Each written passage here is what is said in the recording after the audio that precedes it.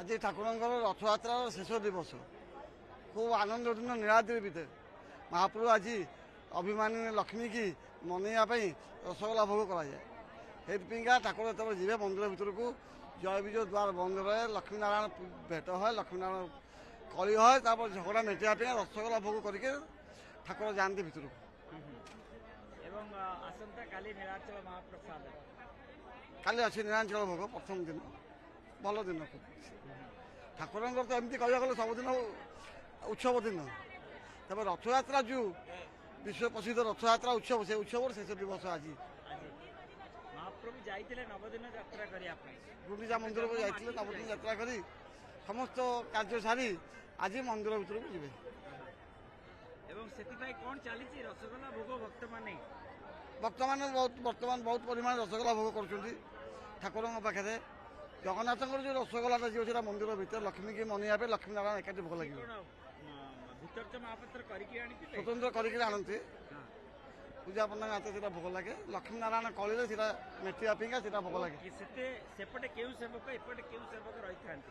ଜଗନ୍ନାଥଙ୍କ ପାଖରେ ତ ପୂଜା ପଣ୍ଡା ରୁହନ୍ତି, ଲକ୍ଷ୍ମୀଙ୍କ ପାଖରେ ପୁରାଣ ପଣ୍ଡା ସେବକ ରହନ୍ତି। ବଚନିକା ହଏ, ବଚନିକା ପରେ ଠାକୁରଙ୍କର କଳି ମେଣ୍ଟେଇବ, କଳି ମେଣ୍ଟେଇକି ରସଗୋଲା ଭୋଗ ହେଇକି କ'ଣ ହୁଏ ଟିକେ ଅଗଡ଼ି ସେ ବିଷୟରେ ମୁଁ ଇଏ ସୁନା ଥାଳିରେ ଖେଚୁଡ଼ି, ଏ କଥା ଆପଣ ଶୁଣିଛନ୍ତି ନା ନାହିଁ? ଆଜ୍ଞା, ହଁ, ସୁନା ଥାଳି ତ ପୂର୍ବରୁ ଭୋଗ ଲାଗୁଥିଲା, ବର୍ତ୍ତମାନ ବି ସୁନା ଥାଳି ମନ୍ଦିରରେ ଅଛି। ଠାକୁରଙ୍କର ଯେଉଁଟା ବ୍ୟବହାର ଜିନିଷ, ତାକୁ ଏମାନେ କେହି ଦାୟିତ୍ୱ ନେଉନାହାନ୍ତି। ଆନନ୍ଦ ବଜାରରେ ବିକି ସାରି ପକେଇ ଦେଇ ଯାଉଛନ୍ତି, ଦାୟିତ୍ୱ କେହି ନେଉନାହାନ୍ତି ବୋଲିକା ମନ୍ଦିର ଭିତରୁ ବାହାରୁନି। କିନ୍ତୁ ଠାକୁରଙ୍କ ସୁନା ଥାଳି ଅଛି। ସୁନା ଥାଳିରେ ମହାପ୍ରଭୁ ଟିକେ ଖାଇବେନି? ତାଙ୍କ ଦୟା, ତାଙ୍କ ଇଚ୍ଛା ହେଲେ ହବ, ନିଶ୍ଚିନ୍ତ ହେଇପାରିବ। ତାଙ୍କର ତ ଅଛି, କେହି ଦେବା ଆବଶ୍ୟକ ନାହିଁ। ଖାଇବାର ଅସୁବିଧା କ'ଣ ଅଛି? କିନ୍ତୁ କେବେ ହବ, ଯେହେତୁ ରତ୍ନଭଣ୍ଡାର ଖୋଲିଲା?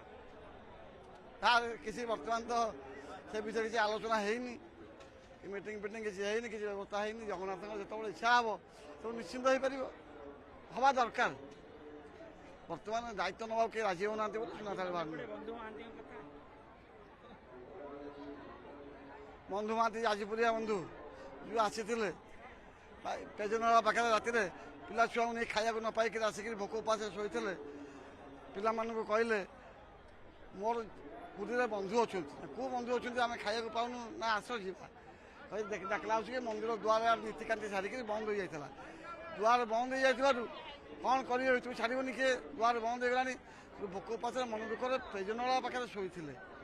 ଦକ୍ଷିଣ ଦ୍ୱାର ପଟେ ମହାପ୍ରଭୁ ଜାଣିପାରିକିରି ସୁନା ଥାଳିରେ ସମସ୍ତେ ପ୍ରସାଦ ନେଇକିରି ଆସିକି ଡାକିଲେ, ଆରେ ଯାଜପୁରିଆ ବନ୍ଧୁ, ଯାଜପୁରିଆ ବନ୍ଧୁ। ନିଷ୍ପଦ ରାତି, କିଏ ଡାକୁଛି? ବନ୍ଧୁ ମହାନ୍ତିଙ୍କ ନିଦ ହଠାତ୍ ଭାଙ୍ଗିଗଲା।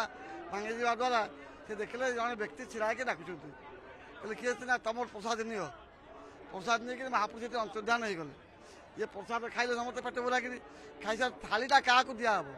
ସୁନା ଥାଳି କାହାକୁ ଦେଇପାରିଲେନି। ଗାମୁଛା ଗୁଡ଼େଇକିରି ମୁଣ୍ଡ ତଳେ ଶୋଇକିରି ଦେଇକି ଶୋଇଲେ। ତା ବାସି ଦିନ ସକାଳେ ରଜା ଦୁଆର ମନ୍ଦିର ଦୁଆର ଫିଟିଲା, ଠାକୁର ନୀତିକାନ୍ତି ସବୁ କରାଗଲା। ଭୋଗ ବେଳେ ଆସିଲା ବେଳେ କେମିତିକା ଭୋଗ ହେବ? ଥାଳି କାହିଁ? ଖୋଜା ନେଲା, ରଜାଙ୍କ ପାଖକୁ କାନ ଗଲା। ରଜା ବହୁତ ଖୋଜା ନେଲା ପରେ କେଉଁଠି ପାଇଲେନି। ସେଥିରେ ଦେଖିଲା ବସିକି ଏଇ ଦରିଦ୍ର ଲୋକଟାର ମୁଣ୍ଡରେ ଗୋଟେ କ'ଣ ଥାଳି ମୁଣ୍ଡେଇକିରି ପଛରେ ମୁଣ୍ଡରେ ମାଣ୍ଡି ଭଳିଆ ଦେଇକିରି ଶୋଇଛି। ସେଠୁ ସେ ଥାଳି ନେଲେ, ଠାକୁରଙ୍କ କାର୍ଯ୍ୟ କଲେ। ଏଣେ ରଜା ଘର ନେଇକି ବାନ୍ଧିକି ତାକୁ ଜେଲରେ ପକେଇଦେଲେ। ଏ ଚୋରି କରୁଥିଲ ତୁ ମହାପ୍ରଭୁଙ୍କର।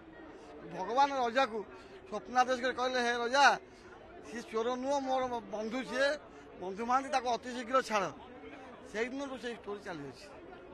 କିନ୍ତୁ ଆଜି ତାହେଲେ ସୁନା ଥାଳି, ଆଜି ବି ଆଉ ନାହିଁ ସୁନା ଥାଳି। ସୁନା ଥାଳି ଅଛି, ନାହିଁ ନୁହଁ, କିନ୍ତୁ ମହାପ୍ରଭୁଙ୍କର ଇଚ୍ଛା। ମହାପ୍ରଭୁଙ୍କର ଇଚ୍ଛା, ତାଙ୍କ ଦୟା ହେଲେ ନିଶ୍ଚିନ୍ତ ହେଇପାରିବ।